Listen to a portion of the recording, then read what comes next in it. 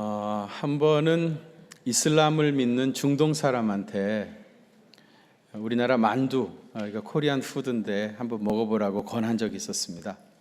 만두가 뭐가 속에 두툼하게 들어있잖아요. 이걸 보면서 요 속에 뭐가 들어있냐고 물어보더라고요. 그래서 여러 가지 야채하고 고기가 들어있다 그랬어요. 그랬더니 이 사람이 그 고기가 돼지고기냐 소고기냐 물어보더라고요.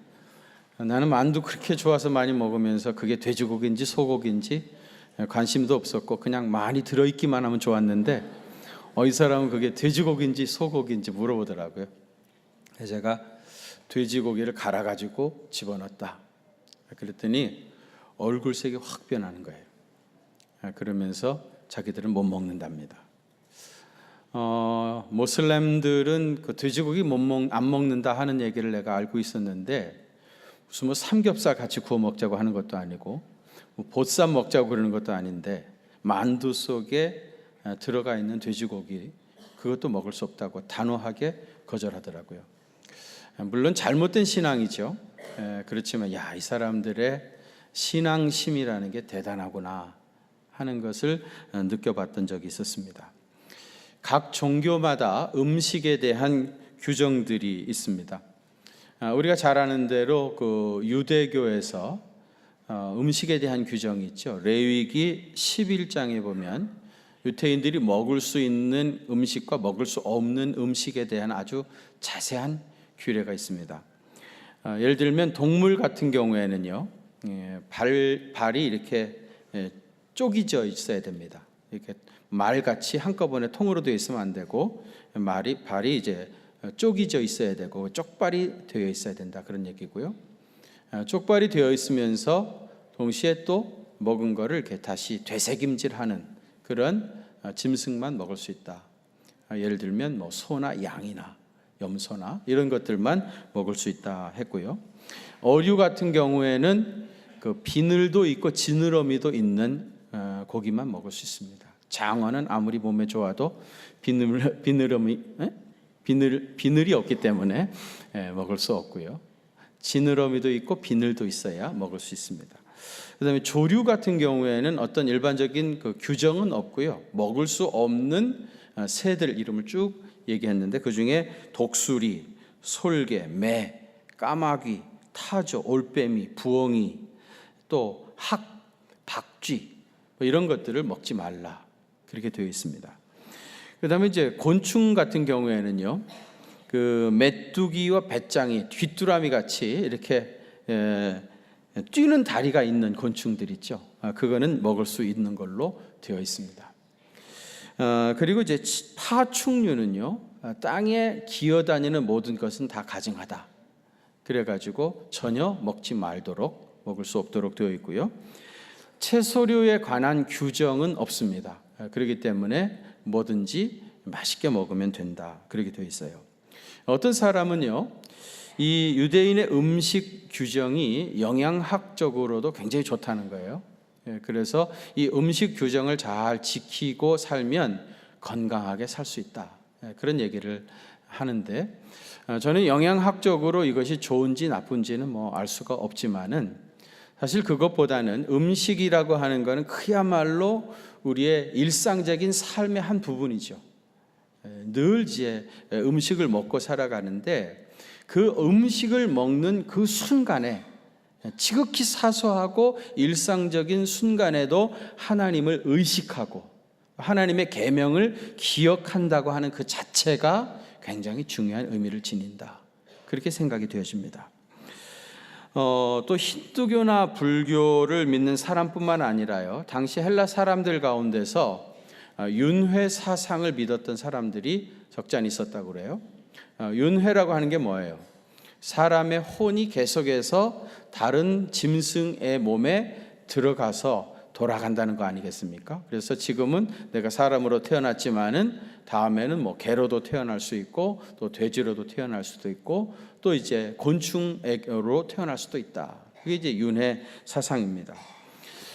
그런데 이 그 해탈이라고 하는 게 뭐냐면 이제 윤회를 하지 아니하고 완전히 그 혼이 해탈을 하게 되어지면 더 이상 이제 윤회하지 않는다는 건데 이 해탈을 하려고 하면은 돌을 닦고 그다음에 수양 생활을 하고 금욕 생활을 하게 되어지면은 해탈에 도움이 많이 된다. 그래서 그들은 수양을 쌓기 위해서 금욕주의자가 되기도 하고요. 또 육식을 피하고 채식주의자가 되기도 하는 경우들이 있었습니다. 또 이제 그 영지주의라고 하는 이단이 있었죠. 그 영지주의자들은 영은 귀하고 선한 것이지만은 물질은 악하다.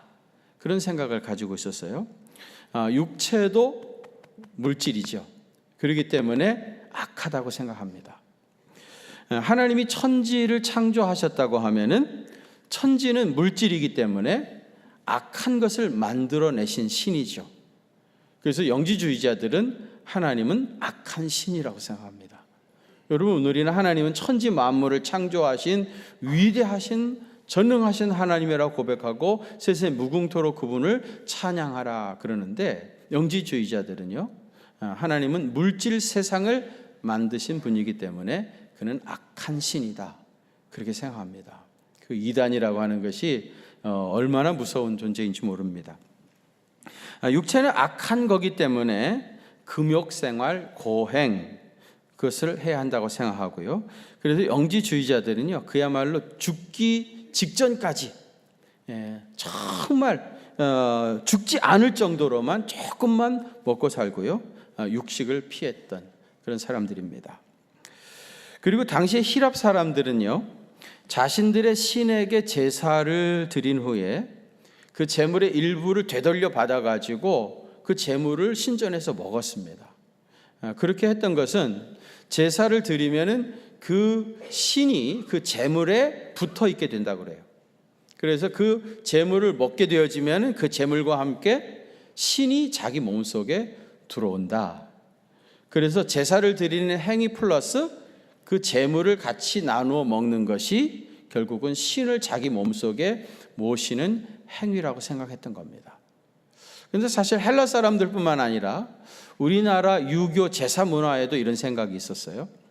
우리나라에서도 이제 제사를 드리게 되어지면은 그 제물을 다른 사람하고 나누어 먹었죠. 제사상에 올려진 그 제물을 선물이라고 했습니다. 선물. 그리고 마을에서 이제 공동 마을 제사를 드린 다음에 그 제사상에 올려졌던 음식들을 다 한 곳에 모아놓고 그것을 이제 마을 사람들에게 다 분배해 줬어요. 그 제물을 나누어 주던 분배서를 뭐라고 불렀는 줄 아세요? 복덕방이라고 했습니다. 복덕방. 선물은 제사상에 올려졌던 음식을 선물이라고 했고, 그거를 나누어 주던 분배서를 복덕방이라고 한 겁니다. 이제 그 의미가 이제 시대가 흘러가면서 많이 달라지긴 했습니다만은, 그런데 이제 우리도 꼭 제사를 드리면 다른 사람과 같이 나누어 먹어야 된다. 그러면서 그 음식을 먹으면 그 귀신이 우리 몸속에 들어와서 병도 안 걸리고 액도 면할 수 있다, 그런 생각을 했습니다. 우리나라 사람들이 이런 얘기하죠. 콩알도 나누어서 먹어야 된다, 그런 얘기하죠.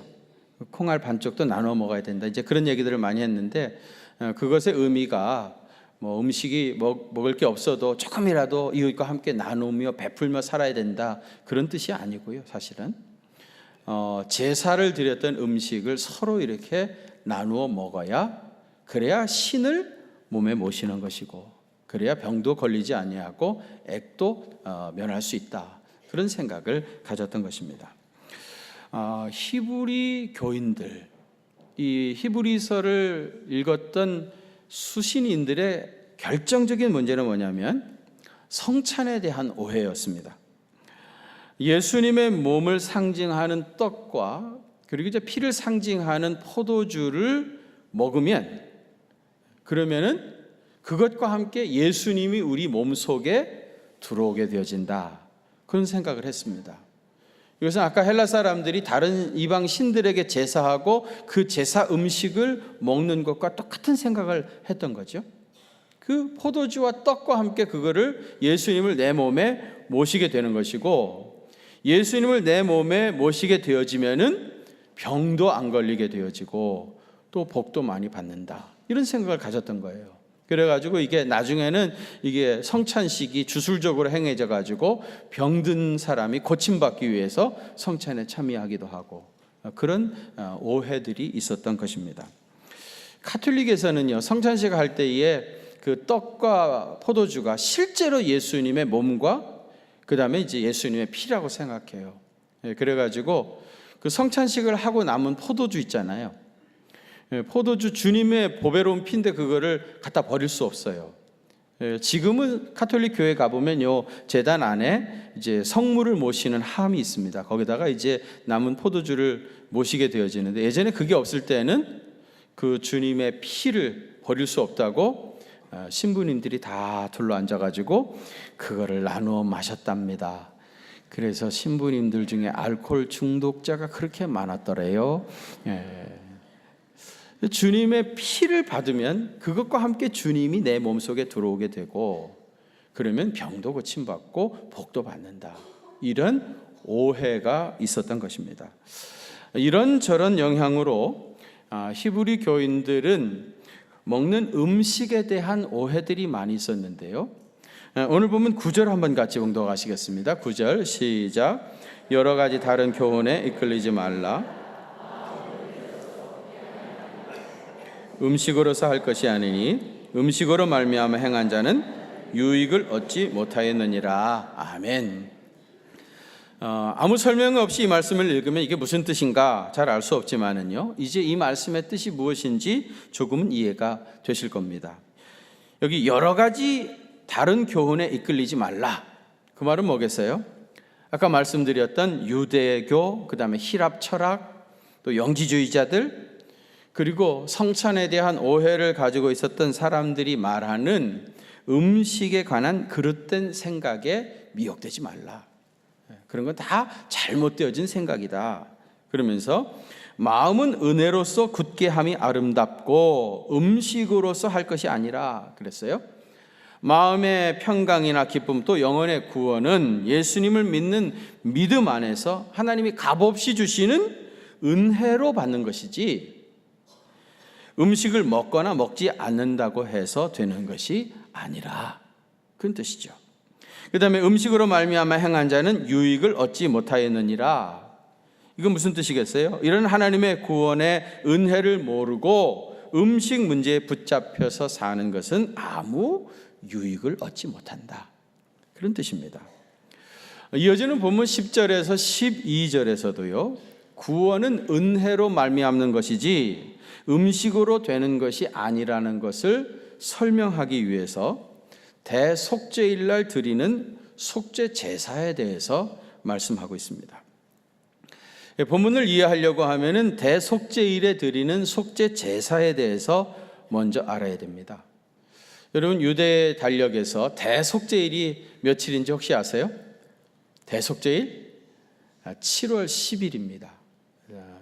7월 10일이 이제 대속죄일인데, 이날을 큰 안식일이라고 해가지고요, 이날에는 대제사장이 속죄 제물을 잡아가지고 그 피를 들고 지성소에 들어갑니다. 1년에 딱 한 번 지성소에 들어가는 날은 7월 10일 대속죄일 날 피를 가지고 지성소에 들어가요. 그래서 그 피를 이제 지성소에 뿌리게 되어지면 대제사장 자신뿐만 아니라 온 이스라엘 백성들이 1년 동안 지은 모든 죄를 사함을 받는다, 그렇게 생각했어요. 그리고 피는 지성소에 가지고 들어가서 뿌린다고 그랬죠.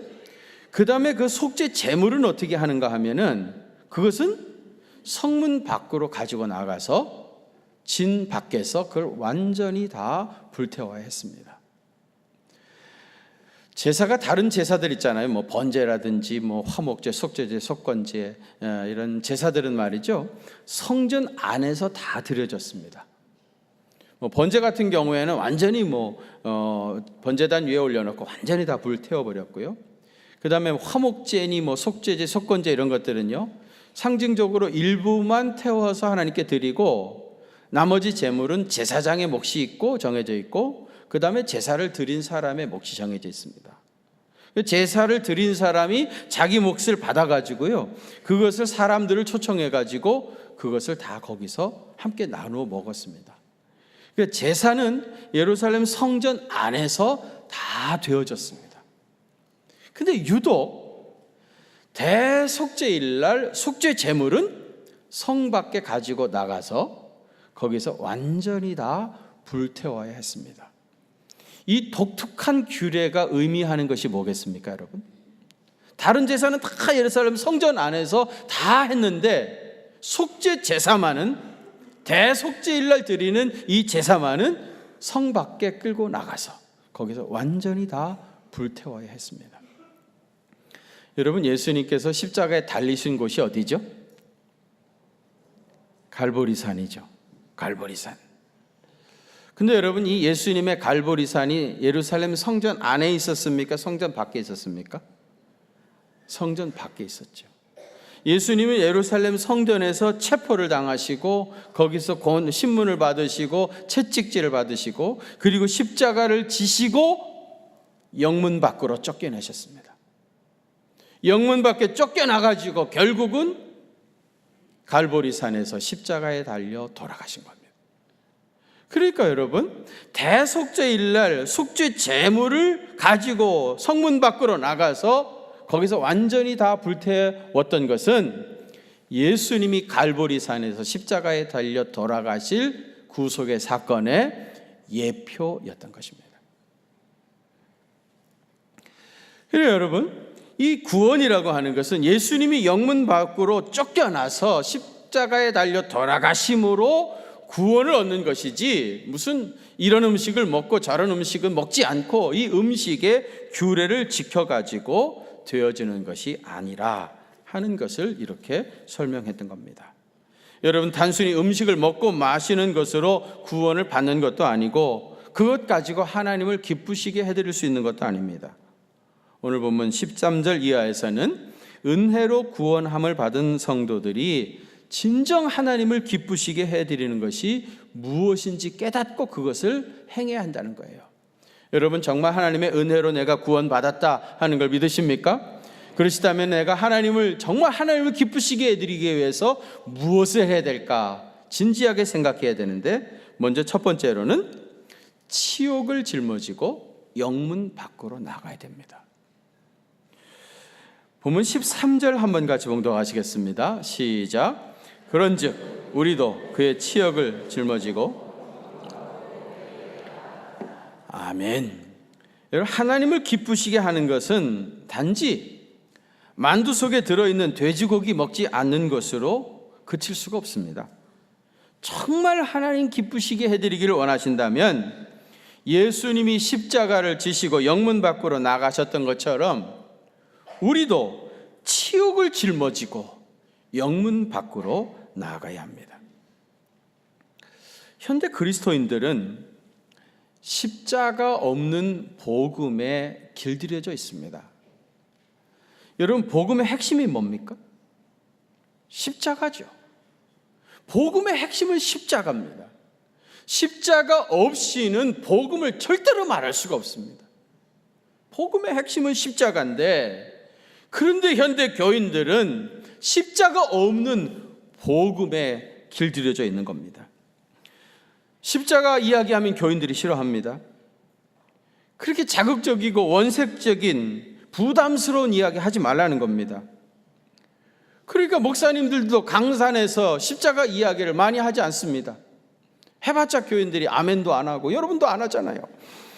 아멘도 안 하고, 듣기 싫어하고, 부담스럽다고. 그러니까 아예 해봤자 아무 소용도 없다, 자조적으로 그렇게 말하면서 강단에서 십자가의 복음을 전파하지 않습니다. 여러분, 예수님을 진정으로 따른다는 것은 치욕을 짊어지고 영문 밖으로 끌려 나가서 거기서 죽는 겁니다. 이런 의미에서 순교는 성도들의 최고의 승리입니다. 우리 한국교회는 이 순교자들의 피 위에 세워진 교회입니다. 우리가 이 풍성한 놀라운 은혜와 풍성한 축복을 누리고 사는 것은 순교자들의 피 때문이었습니다. 예수님을 진정으로 따른다는 것은 치욕을 짊어지고 영문 밖으로 끌려 나가서 거기서 죽는 겁니다. 우리 주님께서도 아무든지 나를 따라오려거든 자기를 부인하고 자기 십자가를 지고 나를 따를 것이니라 그랬습니다. 산상복음에서는 의를 위하여 핍박을 받는 자는 복이 있나니 천국이 저희 것임이라 그랬어요. 여러분 가만히 한번 생각해 보십시오.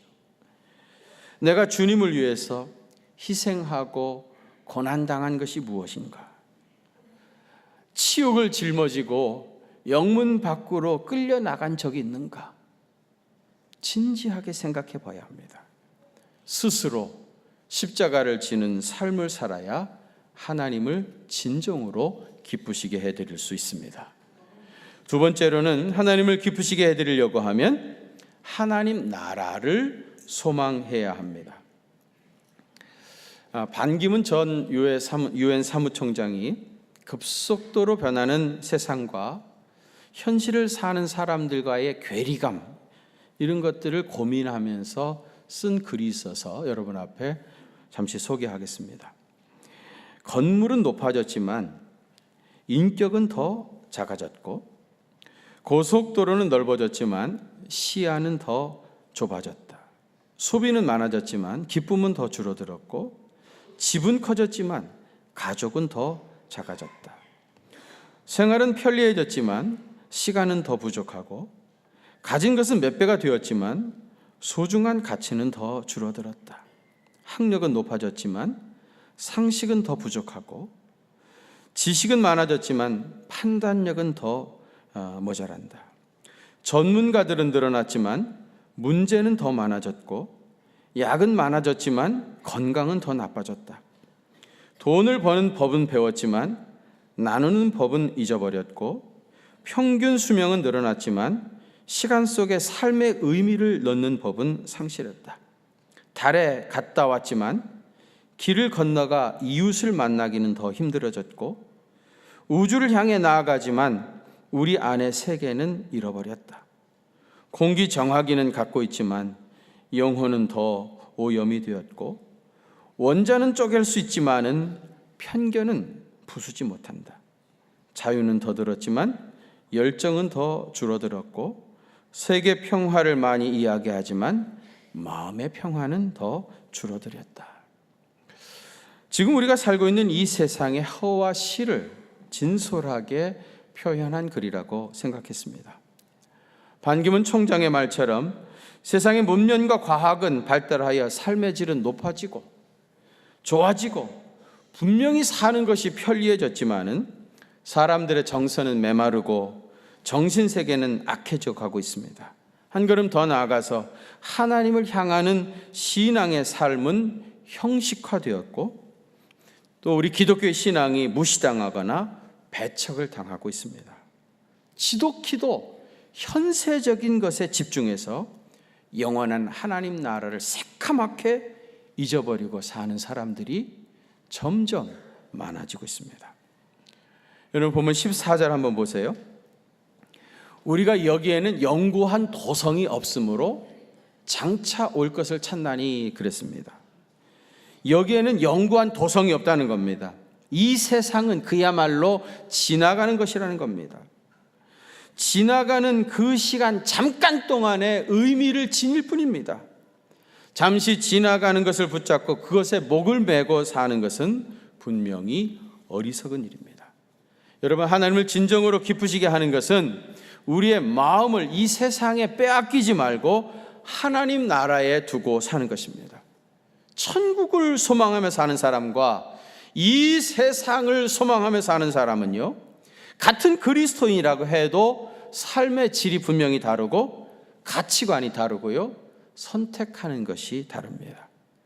비록 육신의 몸을 가지고 이 세상에 살고 있지만은 늘 하늘을 소망하며 살아서 하나님을 진정으로 기쁘시게 해드리는 믿음의 사람 되시기를 바랍니다. 마지막 세 번째로 하나님을 기쁘시게 해드리려고 하면은 어떻게 해야 된다고요? 찬송의 제사를 드려야 합니다. 찬송의 제사. 15절 한번 같이 봉독하겠습니다. 시작.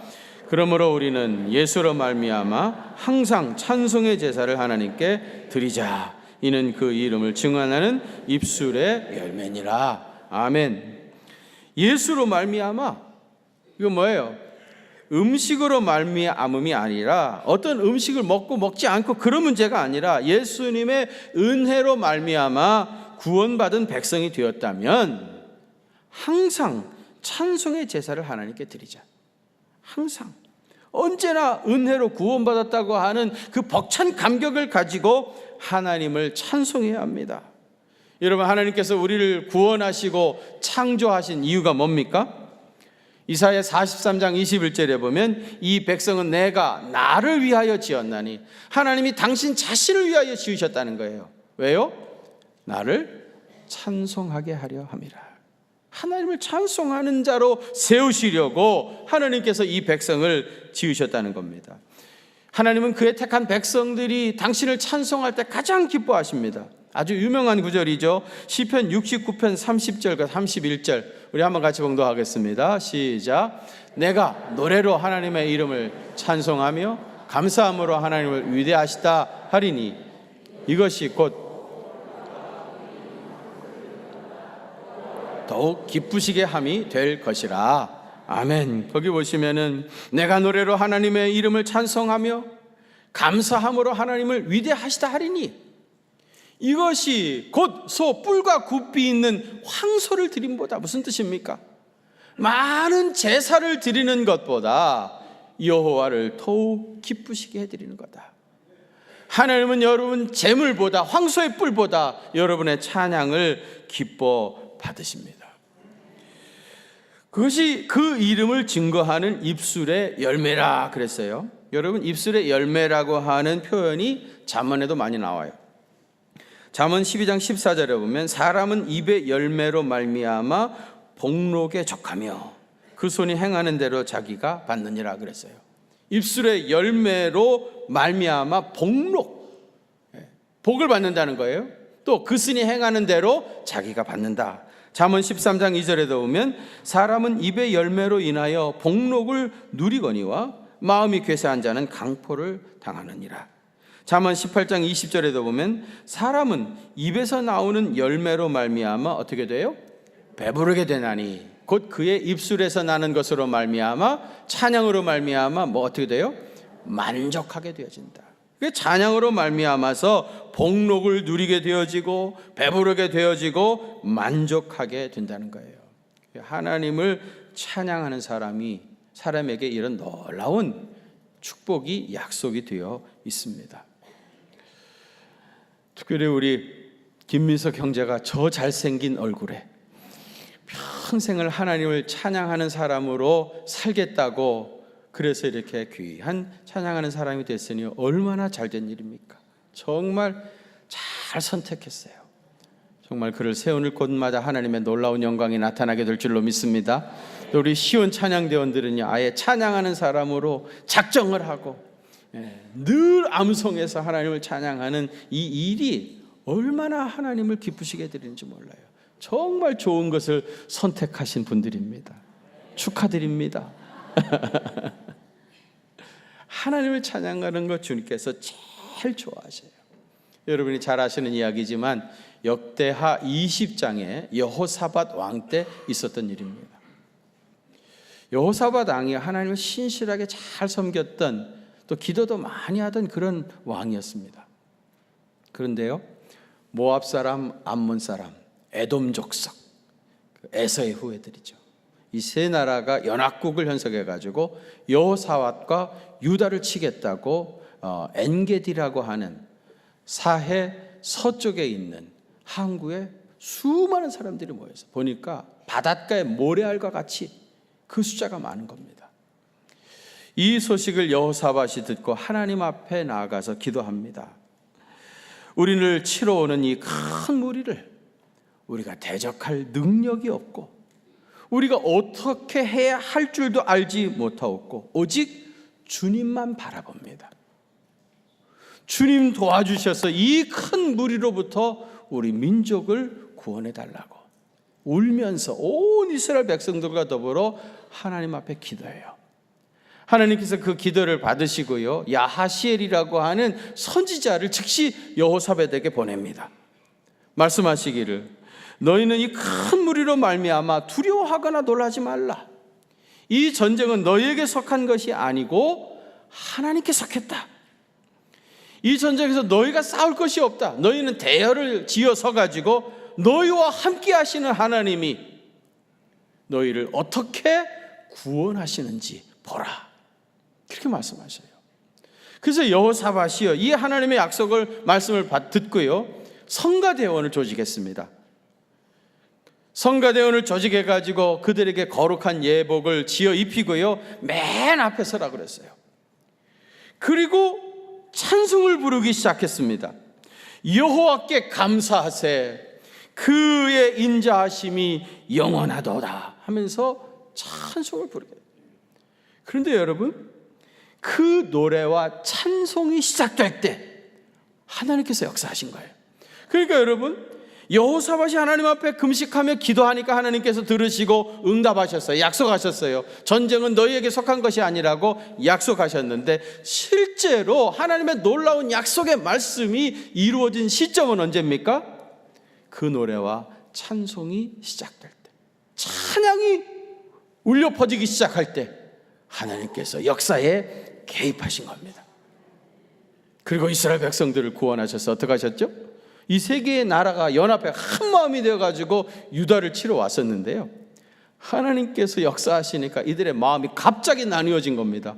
그래가지고 자기들끼리 막 다 치고, 그래가지고 산 사람은 하나도 없고 죽은 시체들만 그 엔게디 항구에 가득하게 됐던 겁니다. 찬송을 시작할 때 하나님께서 역사하십니다. 혹시 여러분 너무 기도만 오랫동안 하고 계시는 거 아닙니까? 하나님께서 여러분들의 기도를 들으시고 다 응답하시고 역사하시려고 하는데 찬송이 부족한 거 아닙니까? 신구약 성경을 쭉 읽어보면 하나님께서 역사에 개입하실 때는 언제나 찬송과 함께 역사하셔요. 거룩하신 하나님 찬송하는 일에 여러분 집중하시기를 바랍니다. 음식을 먹고 안 먹는 것으로 구원받는 거 아닙니다. 예수 그리스도께서 우리에게 은혜를 베풀어 주셔서 주의 은혜로 내가 구원받은 하나님의 백성이 되었다고 하면, 우선 첫째로 십자가를 지고 영문 밖으로 나아가서 주님이 걸어가신 고난의 짐을 당해야 됩니다. 두 번째는 뭡니까? 비록 육신의 몸을 가지고 우리가 이 세상에 살지만은 늘 천국을 소망하며 사시기를 바랍니다. 마지막 세 번째는 뭐예요? 하나님 앞에 찬미의 제사를 늘 드리시기를 바랍니다. 그렇게 살아서 주님을 진정으로 영원하게 해드리는 믿음의 사람 되시기를 주의 이름으로 축원합니다. 거룩하신 아버지 하나님, 음식을 먹고 안 먹는 것 가지고 주님을 기쁘시게 해드리는 것이 아니라 정말 주님을 기쁘시게 해드리는 삶이 무엇인지를 오늘 말씀을 통해서 분명히 알게 해주셔서 감사드립니다. 이 말씀이 잘 박힌 못과 같이 우리 마음속에 오래 남아서 이 말씀대로 살게 하여 주시고, 우리 남은 생애에 주님을 기쁘시게 해드리는 믿음의 사람 다 되실 수 있도록 은혜 더해 주옵소서. 이제는 우리의 찬송 받으시기에 합당하신 우리 주님 예수 그리스도의 그 크신 은혜와 하나님 우리 아버지의 무한하신 사랑하심과 성령님의 위로하심과 교통하심이 우리 경기중앙교회 사랑하는 성도들과 또 저들의 가정과 그 생업의 현장들 위에 이제로부터 영원토록 함께 계시옵기를 간절히 축원하옵나이다. 아멘.